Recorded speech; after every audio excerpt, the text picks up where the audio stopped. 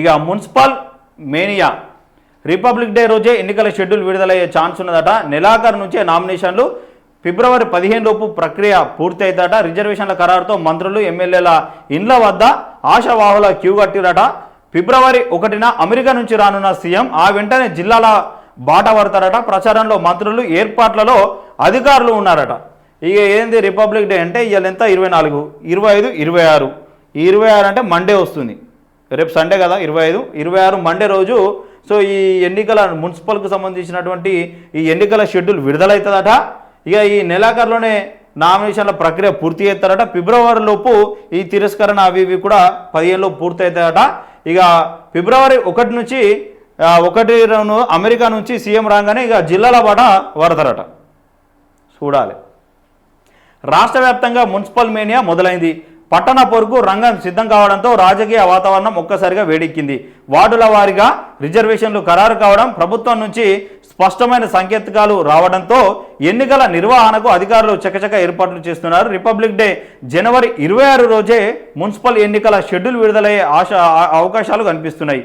ఇక దానికి తగ్గట్టుగా నెలాఖరు నుంచే నామినేషన్ల స్వీకరణ ప్రక్రియను ప్రారంభించి ఫిబ్రవరి 15వ తేదీలోపు పోలింగ్, కౌంటింగ్ సహా మొత్తం ఎన్నికల తంతును ముగించేలా రాష్ట్ర ఎన్నికల సంఘం పక్కా ప్రణాళికను రూపొందించింది.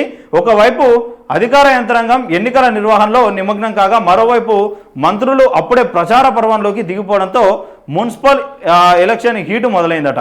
ఇక ఇందులో పాపం ఆశావాహులు ఉంటారయ్యా, పాపం వాళ్ళ తిప్పలు అన్నీ కాదు. ఇన్ని రోజులు పనిచేసిన వాళ్ళు, ఇన్ని రోజులు కాంగ్రెస్ ప్రభుత్వం రావడానికి చాలా కష్టపడ్డ వాళ్ళు, మరి ఈ రాజకీయ నాయకులు ఎట్లా చూస్తారంటే డబ్బులు పెడతాడా పెట్టాడని రాజకీయ నాయకులు చూస్తారు. ఇక ఇందులో పనిచేసి ఆశావాహులేమో నాకు ఇస్తే నేను గెలుస్తా కదా, ఎందుకంటే అధికారంలో ఉన్నది కాంగ్రెస్ పార్టీ కాబట్టి, సో ఆ పార్టీ నుంచి నేను నిలబడితే నేను గెలిచే అవకాశాలు ఎక్కువ ఉంటాయని చెప్పేసి ఆశావాహులు తిరుగుతారు. ఇది మామూలు తిప్పలు కాదు ఇప్పుడు వాళ్ళకి. ఇప్పుడున్నాయట 3వ పేజీలో ఉన్నది, చూద్దాం. 3వ పేజీలో ఏమేమి డీటెయిల్స్ రాసుకొచ్చిరు, ఏంది కథ అనేది. పార్టీ గుర్తుపై జరిగే ఎన్నికలు కావడంతో ప్రధాన పార్టీలు కాంగ్రెస్, బీఆర్ఎస్, బీజేపీ ప్రతిష్టాత్మకంగా తీసుకున్నాయి. పంచాయతీ ఎన్నికల రిజల్ట్ను రిపీట్ చేయాలని అధికార పార్టీ చూస్తున్నది. పట్టణంలో బలంగా ఉన్నామనే సంకేతాలు పంపేందుకు ప్రతిపక్షాలు రెడీ అవుతున్నాయట. ఇక మంత్రులు, ఎమ్మెల్యేల చుట్టూ ఆశావాహుల ప్రదక్షిణాలు ఆల్రెడీ స్టార్ట్ అయినాయట.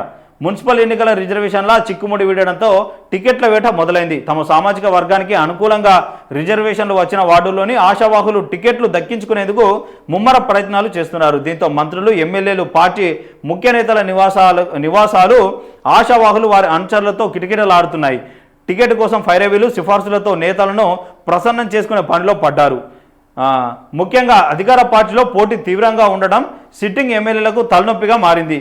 ఎవరికి టికెట్ ఇచ్చినా మరొకరు రెబల్గా మారే ప్రమాదం ఉండడంతో అందరినీ సమన్వయంగా చేసుకుంటూ వెళ్ళడం నేతలకు సవాలుగా మారింది. అటు ప్రతిపక్ష పార్టీల నుంచి కూడా బలమైన అభ్యర్థుల కోసం వేట సాగుతున్నది. ఇక మున్సిపల్ ఎన్నికలను ప్రతిష్టాత్మకంగా తీసుకున్న రాష్ట్ర ప్రభుత్వం ఎలాగైనా క్లీన్ స్వీప్ చేయాలని భావిస్తున్నది. ప్రస్తుతం అమెరికా పర్యటనలో ఉన్న CM Revanth Reddy Harvard business స్కూల్లో సర్టిఫికేట్ కోర్సు పూర్తి చేసుకొని ఫిబ్రవరి 1న హైదరాబాద్కు చేరుకోనున్నారు. ఆయన వచ్చాకే ఎన్నికల ప్రచారంలో మరింత జోషు పెరిగే ఛాన్స్ ఉన్నదట. పార్టీ వర్గాలు షెడ్యూల్ రూపొందిస్తున్నాయి. రేవంత్ రెడ్డి వచ్చిన వెంటనే వరుసగా జిల్లాల పర్యటనలు చేపట్టే ప్రణాళిక సిద్ధమైంది. భారీ బహిరంగ సభలు నిర్వహించి ప్రభుత్వ సంక్షేమ పథకాలను ప్రజల్లోకి తీసుకెళ్లడమే లక్ష్యంగా ఈ పర్యటనలు ఉండనున్నాయి. మంత్రులు, స్థానిక ఎమ్మెల్యేలు ఇప్పటికే ప్రచార బాధ్యతలను కూడా ఇక భుజాన వేసుకున్నారట. జెట్ స్పీడ్తో ఎన్నికల షెడ్యూల్ విడుదలవుతారట. ఎన్నికల నిర్వహణకు సమయం తక్కువగా ఉండడంతో అధికార యంత్రాంగం పరుగులు పెడుతున్నది. జనవరి 26న షెడ్యూల్ విడుదల చేసి కేవలం 15 నుంచి 20 రోజుల వ్యవధిలోనే మొత్తం ప్రక్రియను పూర్తి చేసేలా ప్లాన్ చేస్తున్నట్లు తెలిసింది. ఈ నెలాఖరు నుంచే నామినేషన్ల స్వీకరణ మొదలుపెట్టి నామినేషన్ల పరిశీలన, ఉపసంహరణకు గడువు ఇచ్చి ఫిబ్రవరి 15 కల్లా ఫలితాలు కూడా వెల్లడించేలా షెడ్యూల్ ఉండబోతున్నట్టు సమాచారం. శివరాత్రి, రంజాన్ ఉపవాసాల కంటే ముందే ఎన్నికల ప్రక్రియను పూర్తి చేయనున్నారు. ఎన్నికల నిర్వహణకు అవసరమైన బ్యాలెట్ బాక్సులు, పోలింగ్ సిబ్బంది నియామకం, ఓటర్ల జాబితా సవరణ లాంటి అంశాలపై మున్సిపల్ శాఖ, ఎన్నికల సంఘం అధికారులు నిరంతరం సమీక్షలు నిర్వహిస్తున్నారు. ఇక్కడ న్యాయపరమైన చిక్కులు రాకుండా జాగ్రత్త పడుతూనే చట్టపరమైన ప్రక్రియను వేగవంతం చేస్తున్నారు. ఎన్నికల కోడ్ అమల్లోకి రావడానికి సమయం దగ్గర పడడంతో మంత్రులు ఎమ్మెల్యేలు అభివృద్ధి పనులు ప్రారంభోత్సవాలు శంకుస్థాపనలతో బిజీగా గడుపుతున్నారు.